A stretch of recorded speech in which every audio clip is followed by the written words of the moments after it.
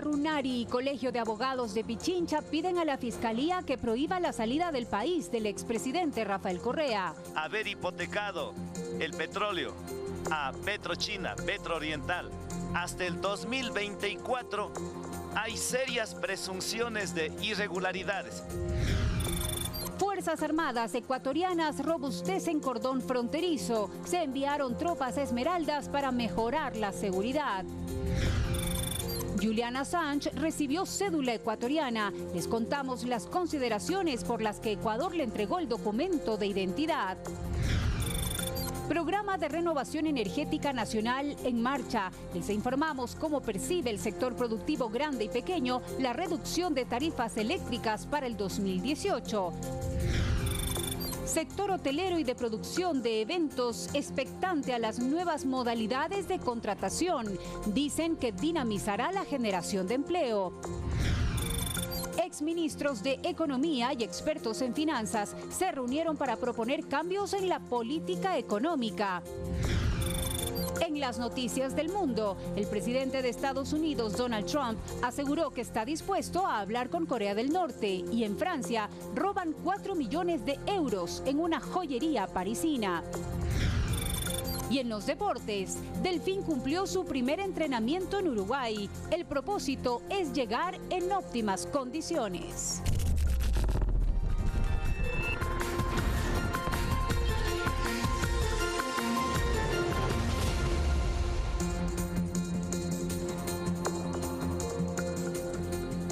Amigos televidentes de todo el país, muy buenas noches. Gracias por acompañarnos en Emisión Estelar de Telediario. Tenemos importante información que compartir con todos ustedes y lo iniciamos ahora. Bienvenidos.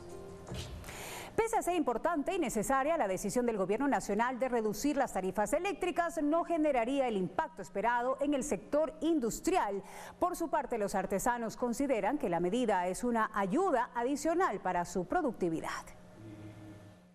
El alcance que generará la reducción de las tarifas eléctricas en el sector productivo aún no ha sido establecido por los empresarios. No obstante, consideran que lo que en su momento se expuso durante los diálogos con el presidente de la República era de una mayor rebaja. Lo que se esperaba es que ese exceso sea corregido totalmente, y estábamos hablando en promedio más o menos de 1.6 centavos en la tarifa general. Por eso digo que 0.3 centavos es un recorte muy pequeño frente a lo que se esperaba. Por ello, para Javier Díaz, presidente de la Asociación de Industriales Textiles de Ecuador, la noticia no deja de ser importante, pero el beneficio no sería el esperado incluso en el horario nocturno, donde la reducción será mayor. 2.5 centavos es en un horario en que no todas las empresas funcionan. Por su parte, en la Junta de Defensa del Artesano, su presidente Carlos Chulde considera que la acción gubernamental permite dinamizar 184 ramas que reúne al 70% del sector. La noticia es muy bienvenida para el sector de los que ejercemos la productividad a nivel nacional. La reacción de los artesanos se da pese a que ellos ya cuentan con una ayuda adicional sobre este servicio. Tenemos nosotros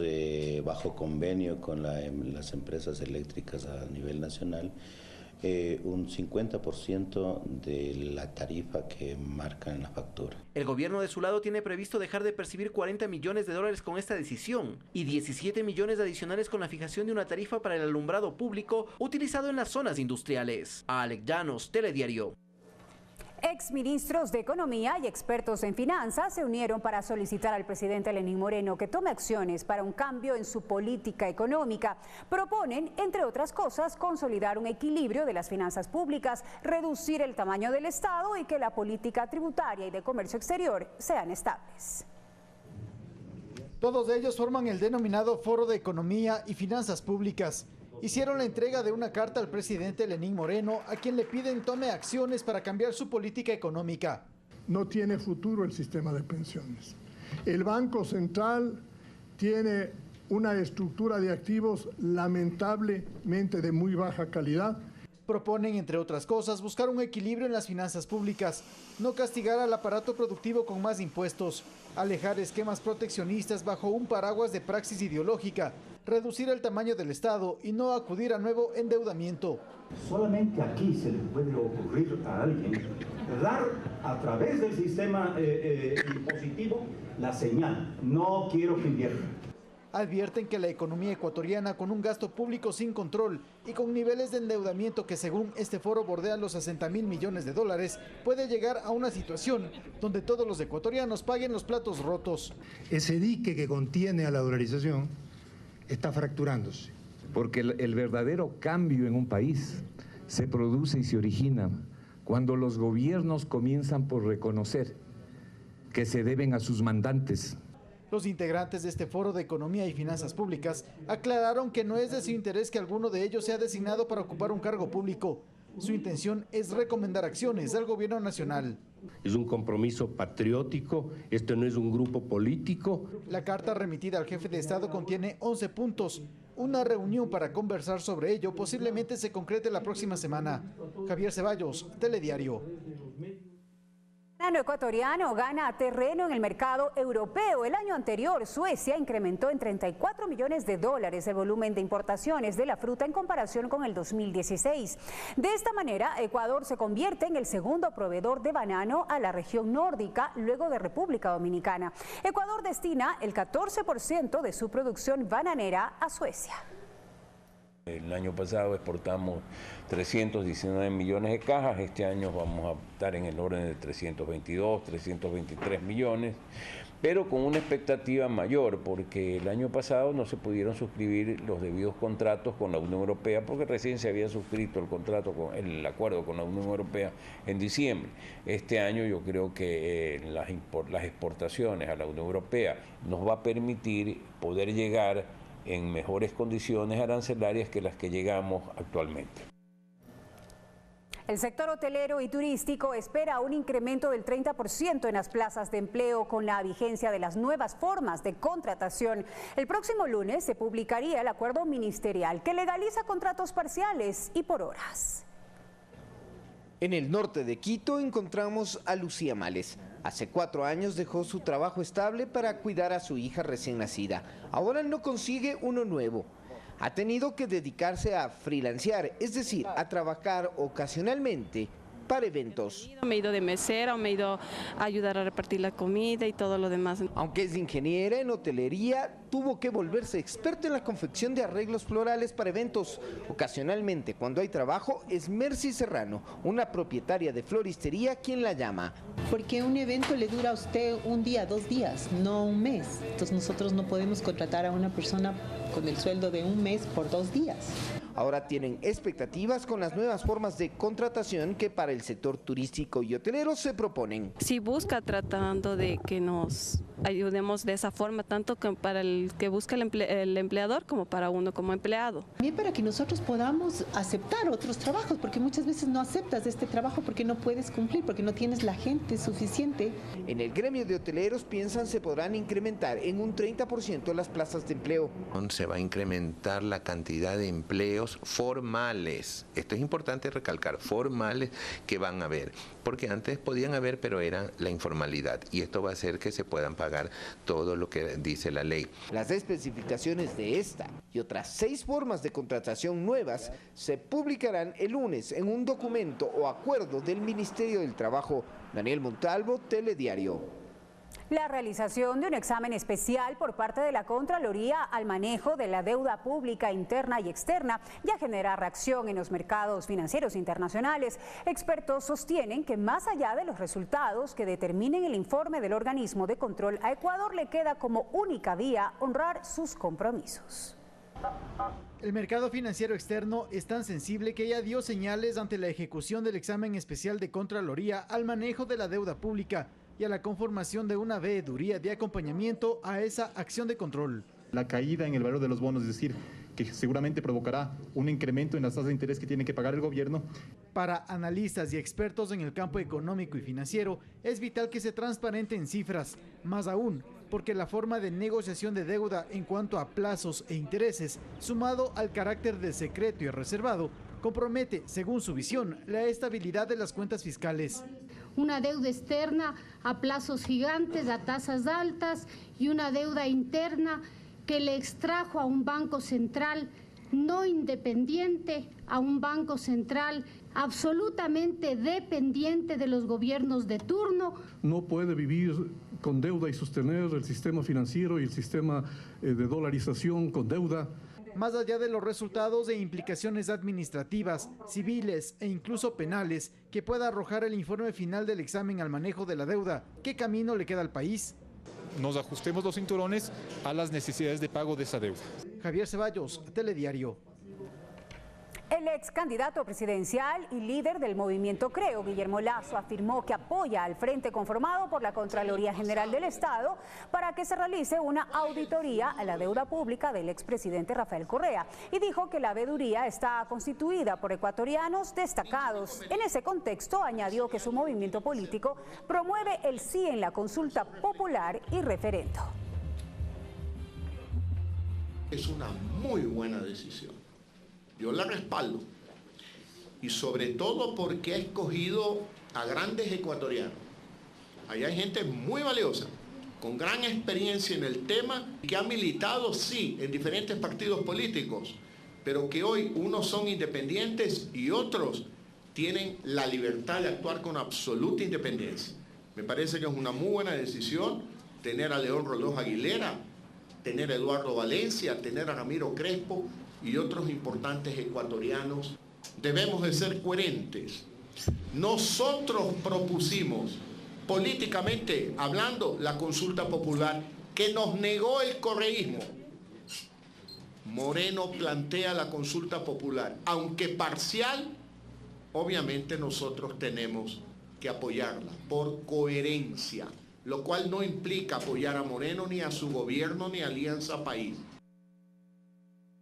Por tercera ocasión se difirió la audiencia de juicio en contra del exministro de Electricidad Alexei Mosquera y 3 personas más por el presunto delito de lavado de activos en el caso Odebrecht. La diligencia fue trasladada para el próximo 17 de enero.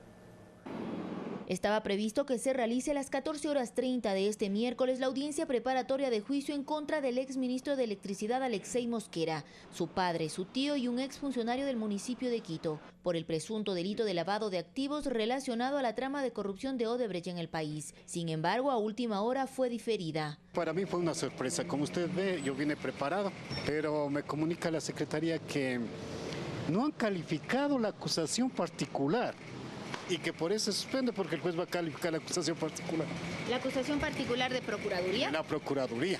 Procedimiento que es normal, detalló el fiscal general Carlos Vaca Mancheno. Está presentada dentro de los plazos, fue un problema sobre la procedibilidad de la acusación particular, que está presentada dentro del tiempo, y el acusador particular, que en este caso es la Procuraduría General del Estado, tiene que actuar la audiencia. Y anunció que la diligencia fue trasladada para el próximo 17 de enero. Todo demostrado, todo comprobado, vamos a presentarlo a los jueces para que los jueces tomen las decisiones. Según Fiscalía, el exministro habría recibido $1 millón de la constructora brasileña por gestionar y acelerar contratos en el país, mientras su tío, otro de los procesados, habría prestado su nombre para la creación de empresas offshore que recibieron dichos dineros. Olga Velasco, Telediario.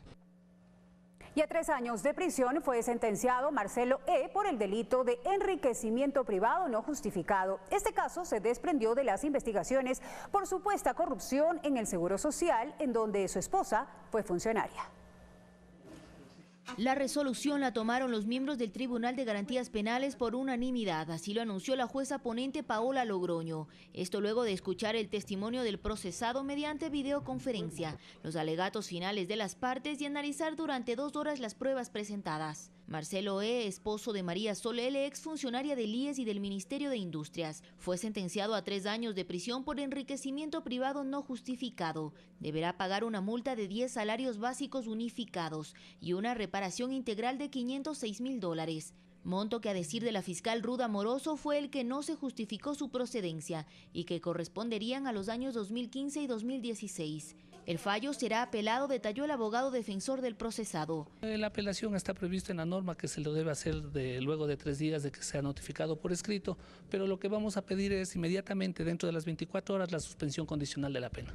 Este caso nació con un informe de Contraloría a su esposa María Sol L., en donde se habría identificado un presunto incremento patrimonial de la sociedad conyugal de $2 millones. María Sol L. mantiene 3 procesos judiciales abiertos que se desprenden de presuntas irregularidades como funcionaria en el IES. Olga Velasco, Telediario. La Ecuarunari y el Colegio de Abogados de Pichincha piden a la Fiscalía la prohibición de salida del país del expresidente Rafael Correa. Además, solicitan que se le convoque a declarar en los casos de denuncias de irregularidades en contratos petroleros durante su gobierno.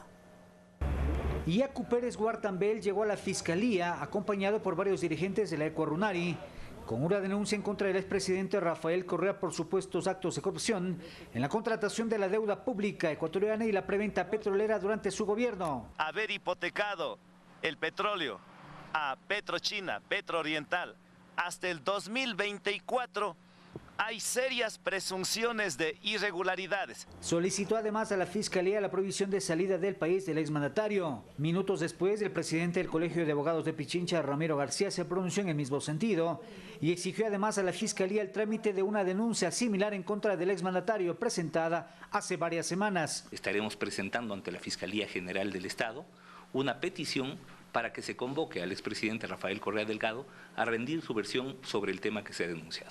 El pedido se basa en nuevas evidencias encontradas por el periodista Fernando Villavicencio, en las que exfuncionarios del gobierno de Correa alertaban de las irregularidades en la negociación de petróleo con Petrochina, como el del exministro coordinador de Política Económica Diego Borja y la exministra de Finanzas encargada Isela Sánchez. Los propios ministros del gobierno de Rafael Correa le dijeron: no, presidente, no puede establecerse en los contratos una cláusula de libre destino porque eso va a generar pérdidas para el país y enormes ganancias para la compañía Petrochina. Aquí se rechazó también el pronunciamiento del fiscal Carlos Vaca de las dificultades que existirían para recuperar el dinero de la corrupción. Claro, debe ser complicadísimo recuperar plata de los testaferros si no se procesa por testaferrismo, pues.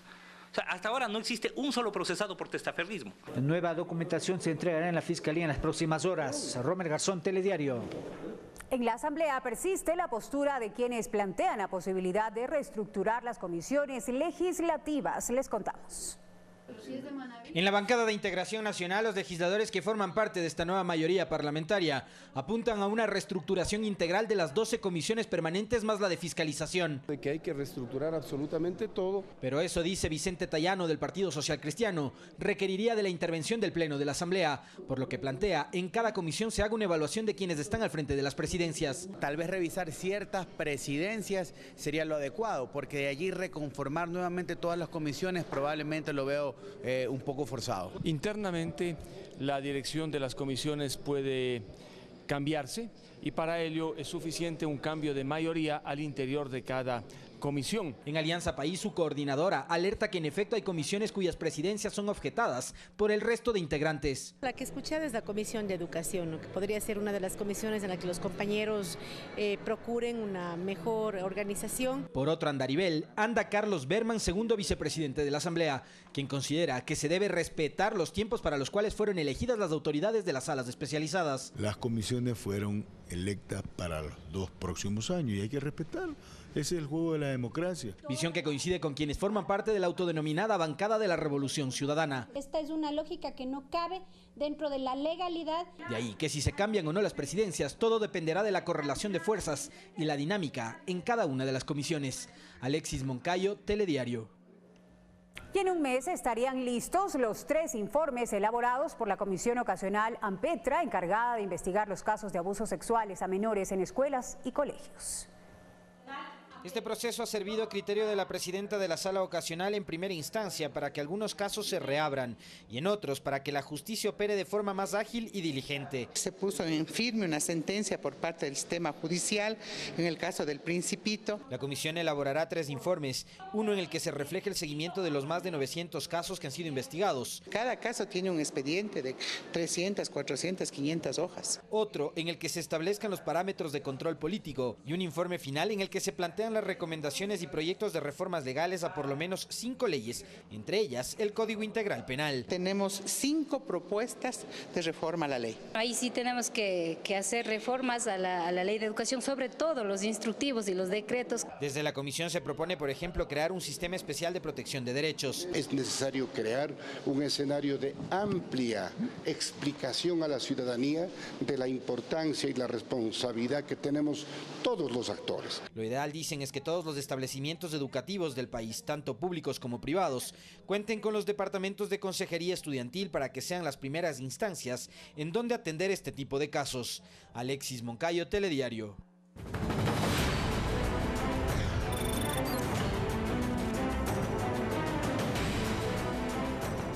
48.000 policías custodiarán el proceso electoral del próximo 4 de febrero. Además, las personas que infrinjan la ley serán sancionadas con el 10% de un salario básico o con la suspensión de sus derechos políticos. El trabajo de la policía inició. Brinda seguridad en la empresa donde se integran los documentos electorales en Quito. Del control antinarcótico de todos aquellos paquetes que van a ser enviados al exterior. Tenemos que asegurar que nuestros ciudadanos y ciudadanas que van a ejercer el voto lo hagan con la mayor seguridad posible. Con la firma del convenio, el Consejo Nacional Electoral y el Ministerio del Interior trabajarán en conjunto para la jornada del próximo 4 de febrero. 48.000 efectivos participan en el operativo.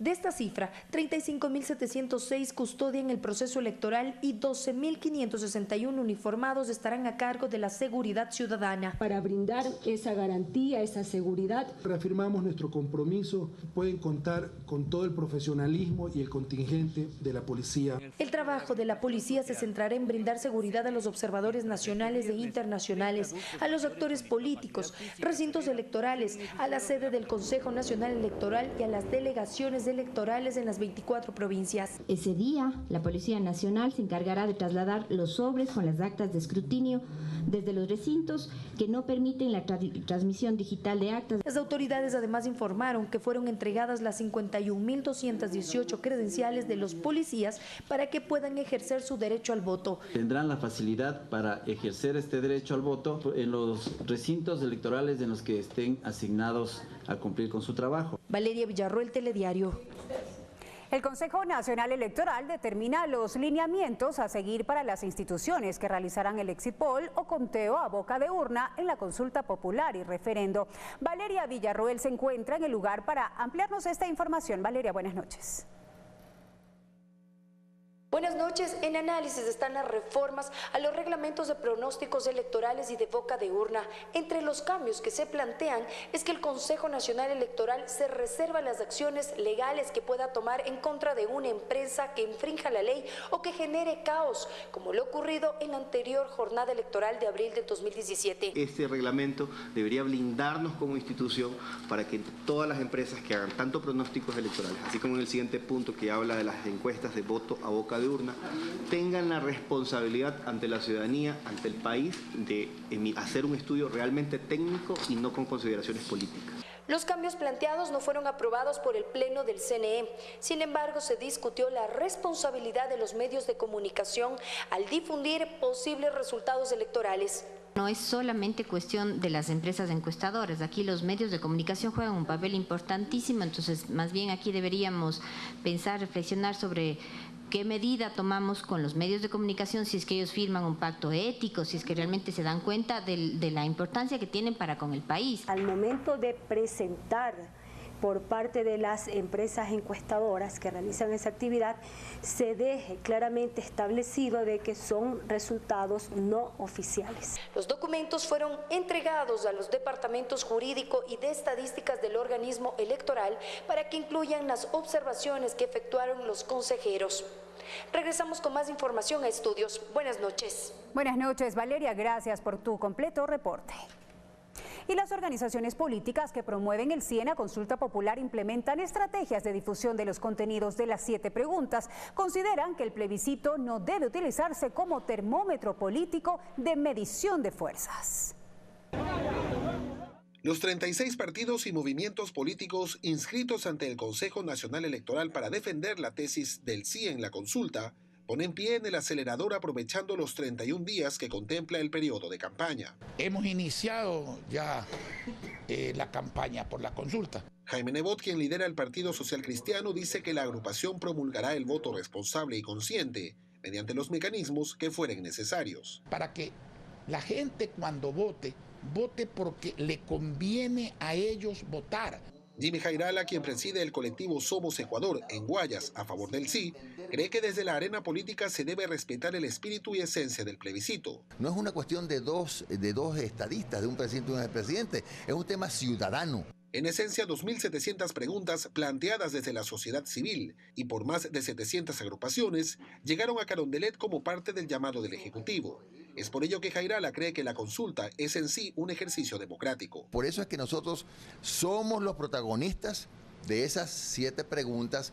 En Guayaquil, César Eduarte, Telediario.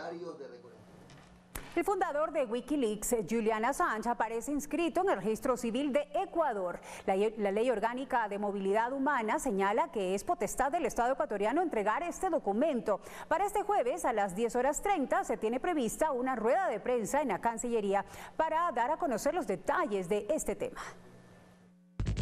I'm Julian Assange. En la página web del Registro Civil del Ecuador aparece Julian Paul Assange con la cédula número 17299264883. La Cancillería ecuatoriana emitió un boletín acerca de la situación de Julian Assange. El comunicado oficial menciona que se continuará buscando soluciones en estricto apego a las normas y procedimientos del derecho internacional, en coordinación con el Reino Unido. La Ley Orgánica de Movilidad Humana, en su artículo 96, menciona que el asilo territorial es la potestad del Estado ecuatoriano para conceder protección o amparo en el territorio nacional a la persona extranjera cuya vida, libertad o integridad personal se encuentra en peligro eminente por razones de persecución política generada desde su país de origen o desde cualquier otro estado. Una vez reconocida la condición de persona asilada en el territorio ecuatoriano, la Autoridad de Movilidad Humana otorgará un documento especial de viaje en caso de ser necesario. La Dirección General de Registro Civil, Identificación y Cedulación emitirá el documento de identificación correspondiente. La tarde de este miércoles, el australiano publicó en su cuenta de Twitter una imagen de él vistiendo una camiseta de la selección ecuatoriana de fútbol. María Gabriela Castro, Telediario.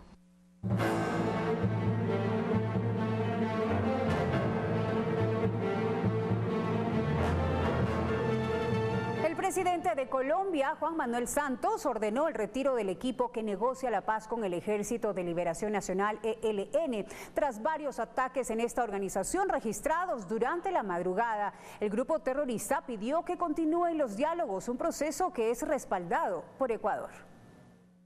Pocas horas antes de que inicie la quinta ronda de negociaciones entre Colombia y el Ejército de Liberación Nacional en Ecuador, el presidente Juan Manuel Santos ordenó a su comitiva que regrese tras varios atentados registrados en horas de la madrugada en el sur del país, entre ellos contra un oleoducto del municipio de Agua Azul. Deplora la decisión del ELN de reanudar sus ataques terroristas. Jefe de la delegación del gobierno en Quito, el doctor Gustavo Bell, para que se regrese de inmediato para evaluar el futuro del proceso. Un hecho que fue expuesto en Naciones Unidas como lamentable y del que piden se continúe con el proceso de paz.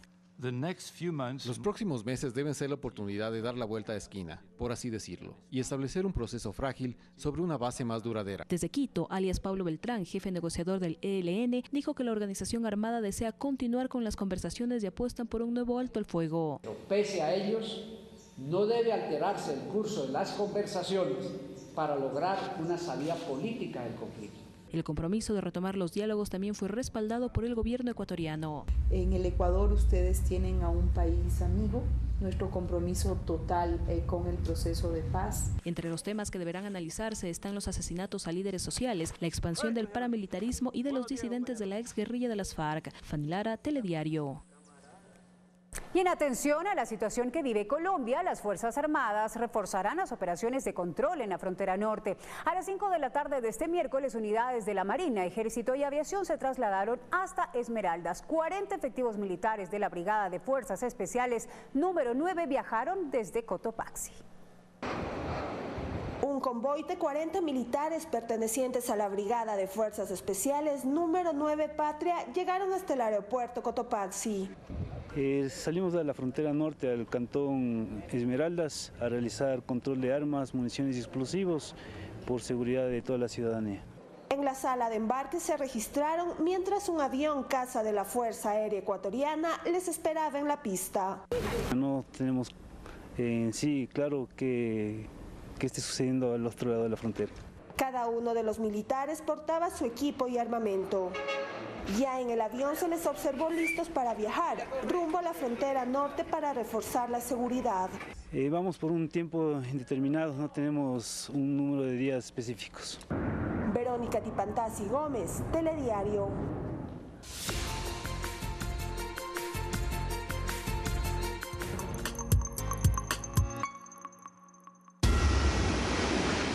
Zarpamos llenos de ilusiones. Y cuando llegamos a los puertos más importantes del mundo, todos saben que somos de Ecuador. Somos reconocidos por nuestro trabajo y en el 2015 ingresamos al mercado del transporte de gasolina y diésel, captando en el 2016 el 60% del mismo. Vamos cargados de reconocimiento y eso genera orgullo. Flopec transporta con soberanía nuestro petróleo al mundo. Gobierno de la República del Ecuador. El gobierno de todos. Autorización número 0724, CNE 2018.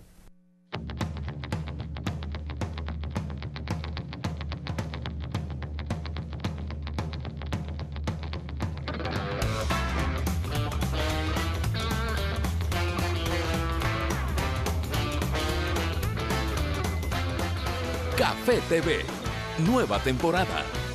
Muy pronto. Por Ecuador TV. El telégrafo se renueva con un nuevo diseño y muchas novedades para mantenerte informado. Un resumen de noticias claro y concreto, con la información más completa del día. La sección deportiva Fanático se amplía para traer los acontecimientos más importantes del mundo del deporte. Los protagonistas de la noticia tienen un espacio en el personaje de la semana. El Telégrafo, el diario de la gente.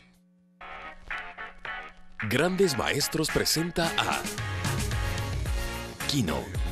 Las diferencias nos enriquecen. El respeto nos une.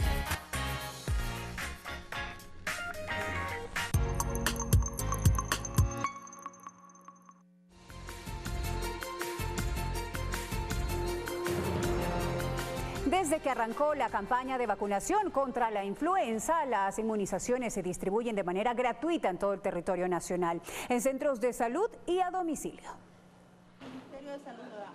Desde el pasado 2 de enero, que inició la campaña de vacunación en los centros de salud en todo el país, además de las inmunizaciones, se brindan charlas gratuitas de la correcta higiene de manos para evitar todo tipo de contagio, para concientizar así a la ciudadanía sobre la importancia de la prevención. Debemos acudir al centro de salud para prevenir cualquier enfermedad.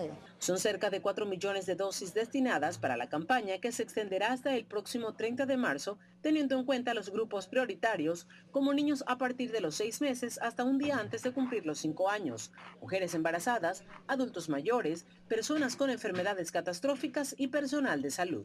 Pongan la vacuna para que estén bien o esté bien su bebé. La vacuna contra la influenza no es dolorosa, pero sí puede traer como consecuencia inflamación.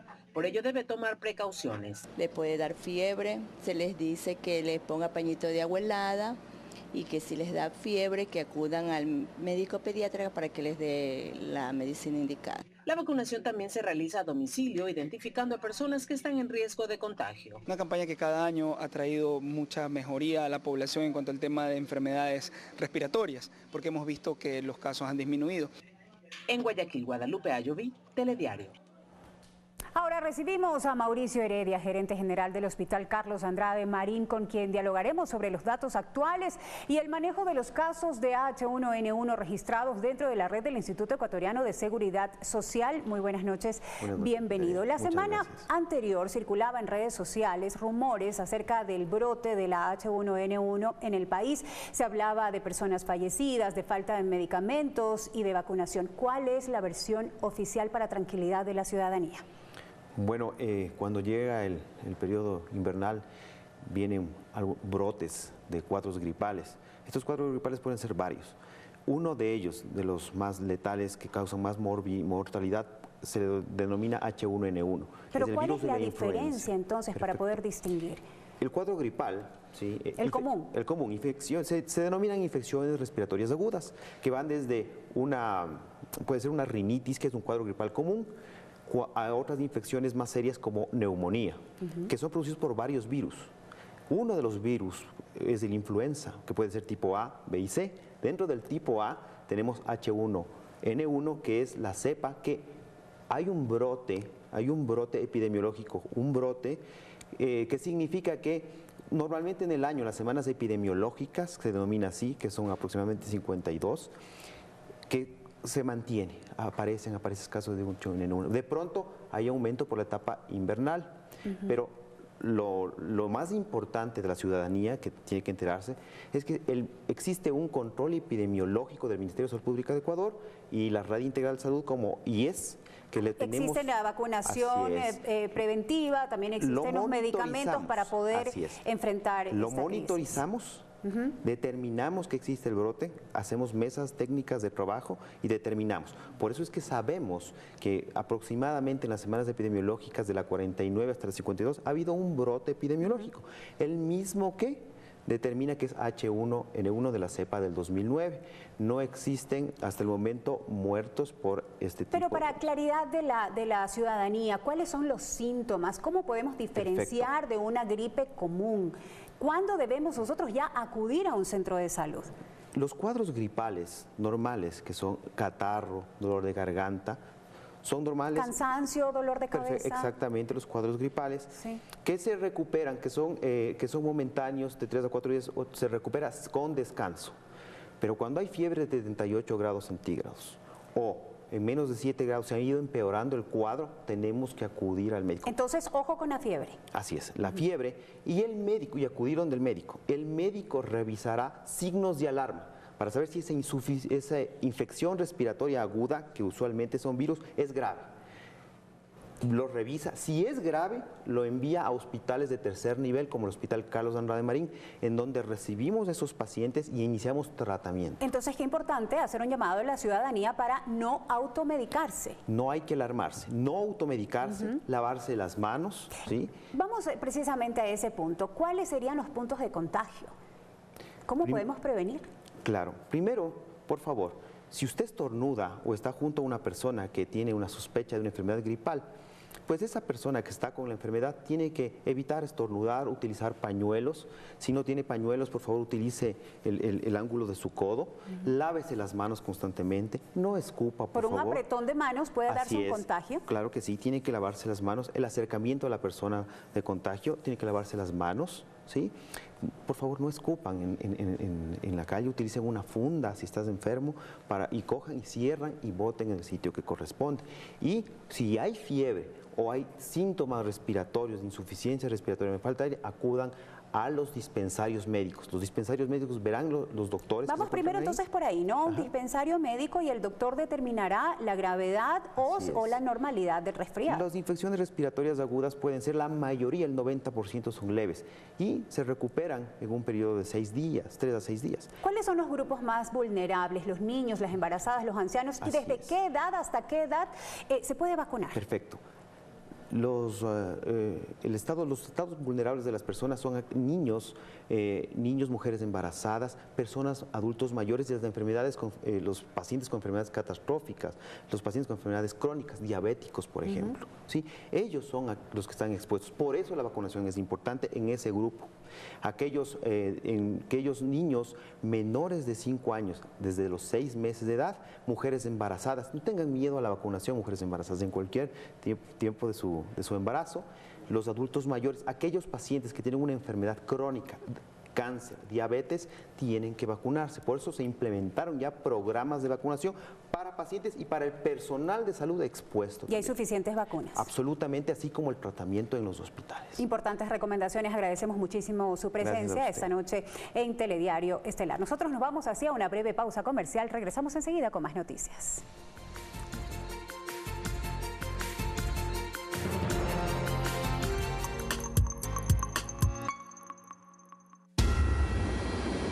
Conocemos el mar y sabemos aprovecharlo. Por eso, desarrollamos alianzas comerciales que nos han permitido operar 60 buques en el 2017 y nuestra participación creció en el mercado regional del 2 al 18%. Ecuadorians, welcome. Llevamos muy lejos la calidad de nuestro trabajo y eso se nota en cada puerto del mundo. Vamos cargados de competitividad y eso genera orgullo. Flopec transporta con soberanía nuestro petróleo al mundo. Gobierno de la República del Ecuador. El gobierno de todos. Autorización número 0725, CNE 2018.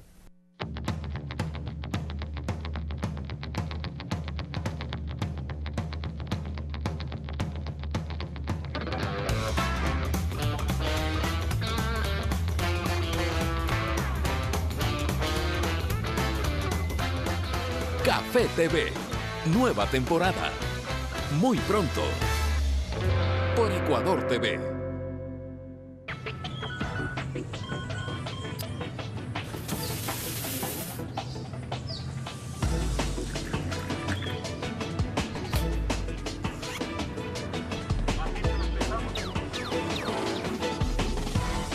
Telediario, primera impresión, con Eduardo Califé, desde este viernes 12 de enero a las 7 de la mañana.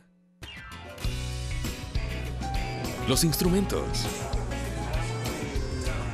los equipos y las mejores voces del escenario nacional. Me haces tanta falta.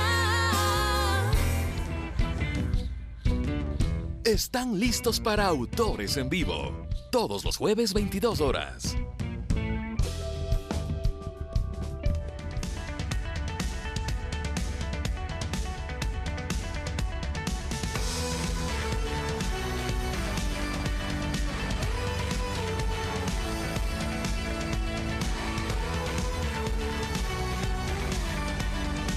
Bienvenidos al mundo de los deportes, un gusto acompañarlos en esta noche, hay mucho que revisar y vamos a arrancar con el subcampeón del fútbol ecuatoriano, el Delfín de la ciudad de Manta, que hizo un campañón sin duda alguna, casi perfecto, y el hecho de que no sea perfecto quizás no le dio el título en el campeonato ecuatoriano de fútbol. Hoy empieza un nuevo año, una nueva temporada, un nuevo periplo al mando de Sanguinetti, y lógicamente buscarán en tierras uruguayas, donde están en estos momentos ya realizando sus trabajos, esperarán poder preparar una temporada que sea de lo más exitosa y por qué no mejor que la anterior.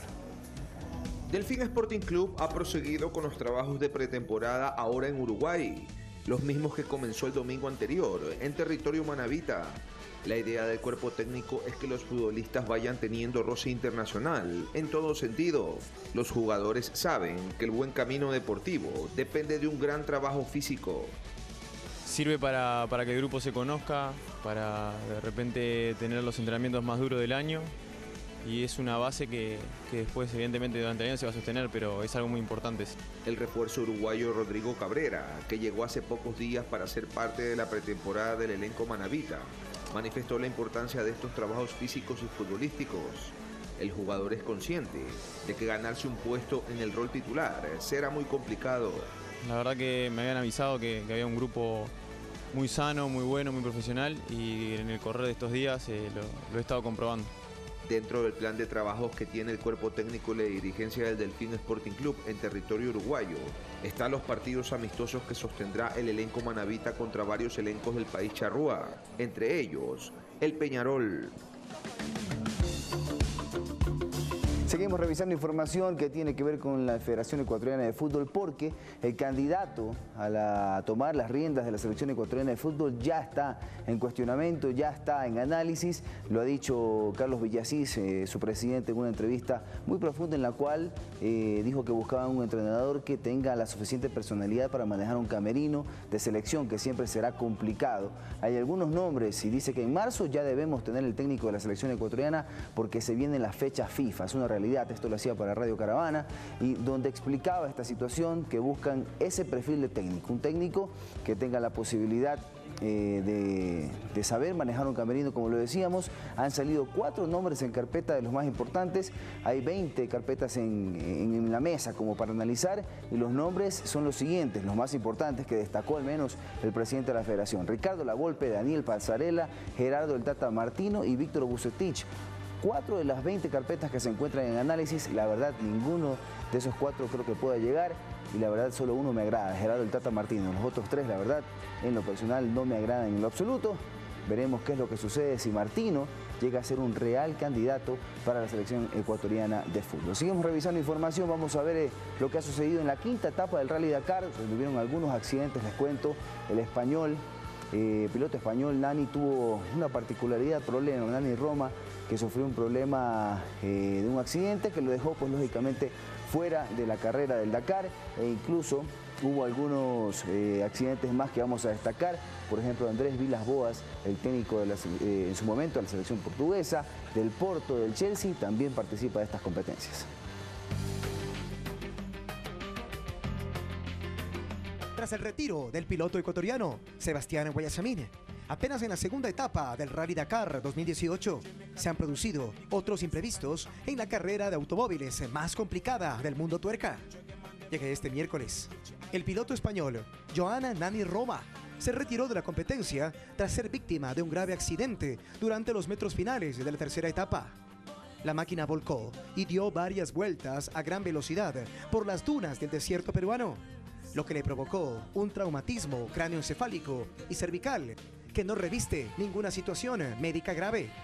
Asimismo, el director técnico de fútbol en el Porto de Portugal, Chelsea y Tottenham de Inglaterra, André Vilas-Boas, fue trasladado este miércoles a un hospital de Perú tras sufrir un accidente mientras participaba en la cuarta etapa del evento. Marchaba en la posición 43 cuando su auto se estrelló contra una duna en una zona desértica, también cercana a la localidad de San Juan de Marcona. Para cerrar el día de malas noticias para los amantes del automovilismo, el motociclista británico Sam Sunderland, vigente campeón de Dakar, se quedó fuera de la actual edición por el accidente que sufrió durante la parte final de la cuarta etapa, que le provocó un traumatismo lumbar, según el primer diagnóstico.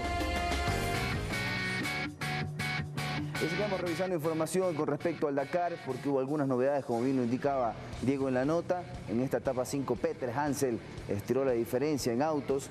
Este piloto francés se adjudicó hoy en coches la quinta etapa del Dakar y se afianzó como líder del rally, mientras que su compatriota y compañero Sebastián Loeb abandonó la carrera por problemas físicos de su copiloto tras sufrir un golpe. El ganador de las últimas 2 ediciones del Dakar logró terminar los 268 kilómetros cronometrados de la quinta etapa en 2 horas y 51 minutos con 19 segundos, con lo que aumentó su ventaja con respecto a los superseguidores directos en esta participación en autos. Revisemos también lo sucedido en motos, porque el español Joan Barrera de Honda se impuso hoy en la quinta etapa del Dakar, la última sobre el desierto del Perú, recordemos, del que sale con opciones intactas para luchar por el triunfo del rally. El europeo completó 266 kilómetros cronometrados de la quinta etapa entre las ciudades peruanas de San Juan, Marcona y Arequipa en 3 horas, 54 minutos y 42 segundos, lo que le sirvió para recortar un considerable tiempo a los pilotos que marchan a la cabeza en la categoría de motos en el rally. Bien, por el momento nuestra parte es todo en los deportes, nos tenemos que despedir, usted no se despegue de nuestra pantalla, después del corte y mucho más en su telediario.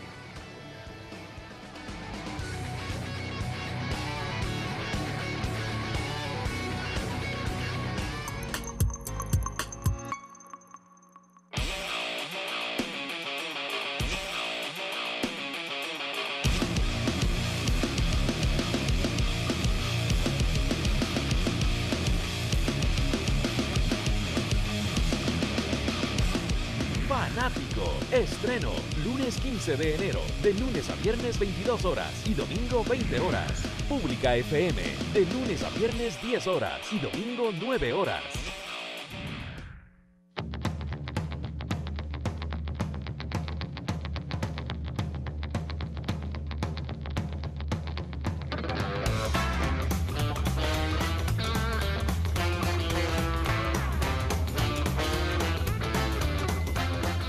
Café TV, nueva temporada. Muy pronto. Por Ecuador TV. En la pradera en Quito, saboreándome una cachapa, les invito para que me acompañen este sábado en 5913 Ecuador. Estaremos en Paute, en Cuenca y en Ibarra, recordando a mi vieja amiga Aida Espinosa, y conoceremos a una joven guayaquileña que baila como si hubiera nacido en la India. Este sábado, 5913 Ecuador, por la señal de Ecuador TV a las 19 horas. ¡Cachapa!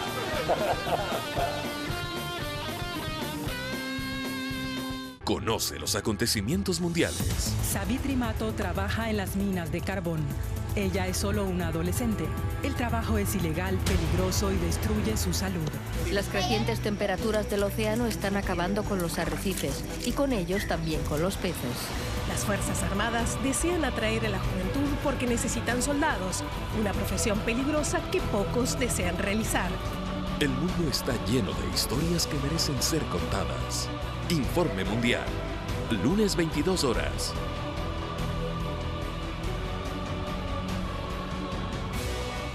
Cartón Piedra, la revista de las ideas y la cultura. Un espacio para provocar el pensamiento. Todos los viernes circula con el telégrafo.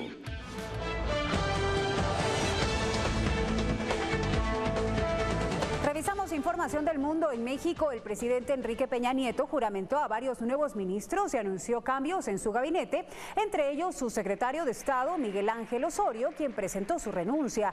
El mandatario indicó que esas reformas buscan establecer una estrategia para combatir la delincuencia, que solo en los últimos 4 días ha cobrado la vida de más de 60 personas por enfrentamientos entre cárteles del narcotráfico y ajuste de cuentas entre organizaciones delictivas.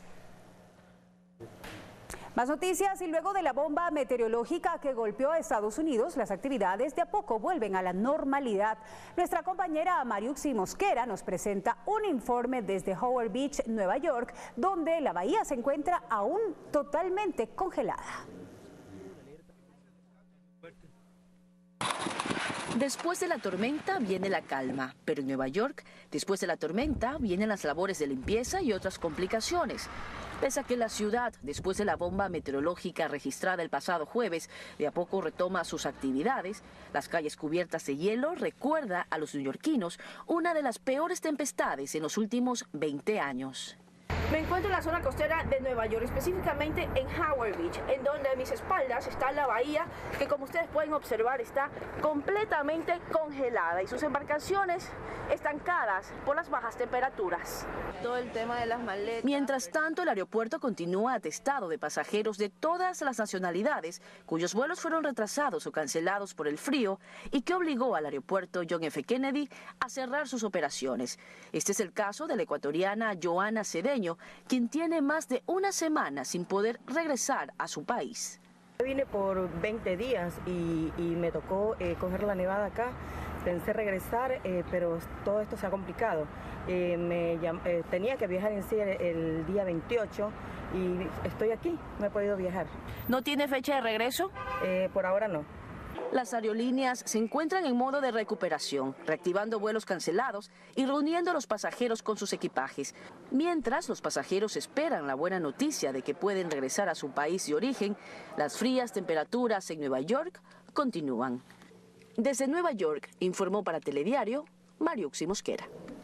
Y un terremoto de 7.6 grados registrado en el Caribe provocó una alerta de tsunami que horas después fue descartada. El movimiento telúrico no dejó daños a estructuras ni pérdidas humanas. En Guatemala y Honduras el mar retrocedió 4 metros, lo que alarmó a sus habitantes, pero las autoridades informaron que en 48 horas volverían a la normalidad. Los sistemas de alarma continuarán hasta el jueves. El presidente de Estados Unidos, Donald Trump, aseguró que está dispuesto a hablar con Corea del Norte, mientras que en París se registró un robo a una joyería. Se llevaron 4 millones de euros. Más en el siguiente resumen del mundo. Estoy dispuesto a dialogar con Corea del Norte en el momento apropiado, así lo manifestó el presidente de Estados Unidos, Donald Trump, tras una conversación con su homólogo de Corea del Sur. Los dos líderes destacaron la importancia de continuar con una campaña de máxima presión contra Pyongyang por su incremento nuclear. A pocos días de la visita del Papa Francisco a Perú, el Vaticano nombró a un comisario para intervenir el Soladicio de Vida Cristiana, una sociedad de vida apostólica fundada en Lima. La Fiscalía le investiga por delitos de asociación ilícita para delinquir, secuestro agravado y lesiones físicas, psicológicas y abuso sexual. Una cámara registró el momento de la avalancha en los Alpes suizos, donde decenas de personas, en su mayoría turistas, quedaron atrapados y tuvieron que ser rescatados con helicóptero. 13.000 personas en total, entre viviendas y hoteles, se quedaron varados a la espera de las autoridades para salir de la localidad. Provocaron en Montecito al menos 25 heridos, según informó la oficina del alguacil de este condado. Las lluvias obligaron a cerrar varias. En tanto, en Massachusetts, la ola de frío congeló el mar. Las imágenes muestran cómo la gente camina en medio del hielo. Varias especies marinas también se congelaron. 5 hombres armados robaron más de $4 millones en joyas luego de romper las vitrinas del palacio parisino que alberga el Hotel Ritz. 3 de ellos fueron detenidos, pero aún no se recuperan las joyas. Fanny Lara, Telediario.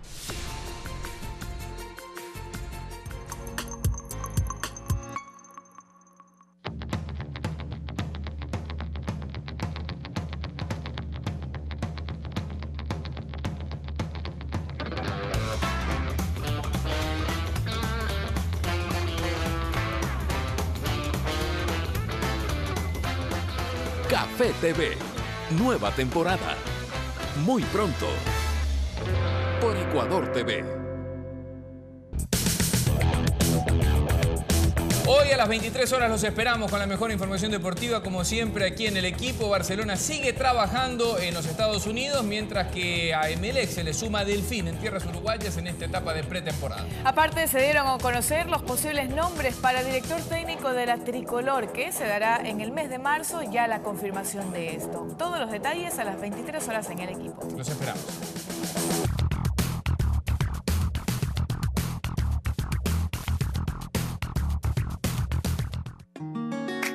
Todos los sábados a las 20 horas no se pierda El Otro Lado de, un espacio de entrevistas a personalidades ecuatorianas que han dejado huella en el ámbito deportivo, cultural, social, político o artístico.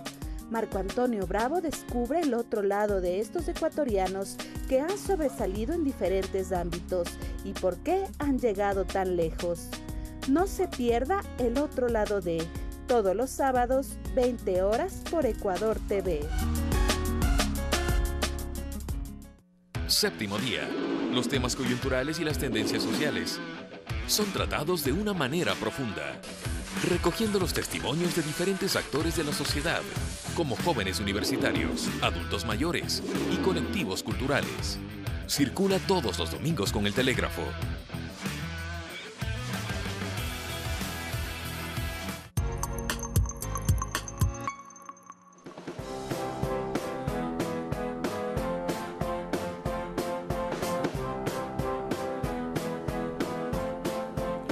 Ustedes, el cangrejo no solo se caracteriza por ser uno de los manjares más apetecidos en el Ecuador, pues su desecho ahora tiene una nueva utilidad. En la siguiente nota veremos cómo, a través de un proyecto universitario, se fabrican baldosas con los carapachos del crustáceo. Veamos.